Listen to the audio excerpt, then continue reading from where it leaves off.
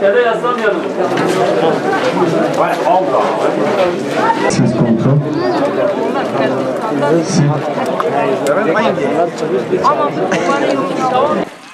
Sil. Sil.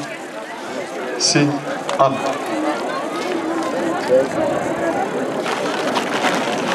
...92 yılında Susa'da örgüt tarafından camideki Müslümana yönelik vahşi bir katliamda bulunuldu. O gün katledilen şehitlerin mezarındayız ve anma günündeyiz. Katliamların her türlüsü inancımızda yasaklanmıştır. İnancımıza göre hepsi çirkindir, hepsi kötüdür.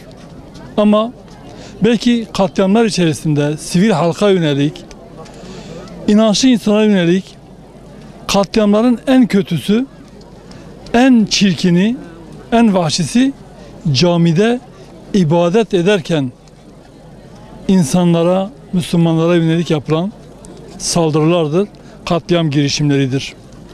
Bu nedenle Susa Cami katliamının yeri başkadır bu katliamlar içerisinde.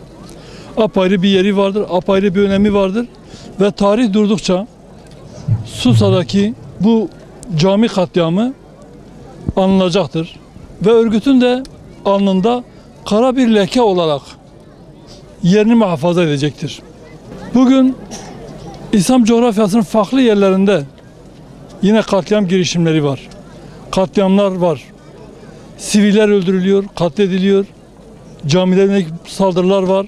Bunun tek müsebbibi İslam coğrafyasını işgal eden, İslam coğrafyasını sömürmek isteyen batılı emperyalist güçlerdir. Ve onların oyununa gelip taşeronluğunu yapan örgütlerdir. İbadet eden insanlara yönelik yapılan katliamlar, bombalamalar ve öte inanç mekanlarına yönelik, ibadet mekanlarına yönelik olan saldırılar, gerek bu bombalama suretiyle olsun, gerekse havadan bombalama olsun, fark etmiyor. Hürmet göstermeyenlerin insanlıktan nasibini almadıklarını düşünüyorum.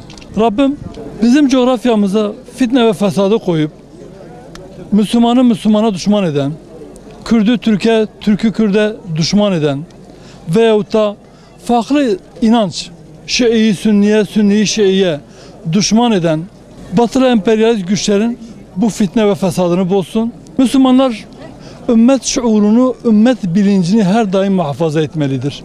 Ümmet şuuruna sahip olan Müslümanlar, o kardeşlik şuurunu yakalayan Müslümanlar bu taşeronluk oyununa gelmeyeceklerdir ve bu fitne ve fesada düşmeyeceklerdir. Fırka fırka olmuş, bölünmüş olan bu ümmete İslam kardeşliği şuuru versin ve o şuura sahip olursak emin ol emperyalistlerin oyunları da bozulur, taşeronlar da bir şey yapamaz, tekrar ümmet olacağız.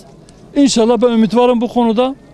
Hangi gün olursa olsun o ümmet şuurunu yakalayacağız, birlik şuurunu yakalayacağız. Belki bu şehitlerin kanlarının hürmetine de olsa, onların kanının bereketine de olsa o günler gelecektir. Ümit varız ve herkese ümit var olmaya davet ediyoruz. Buradaki şehitlerimize ve İslam davasının tüm şehitlerine Allah'tan rahmet diliyorum. Rabbim şehadetlerini kabul etsin.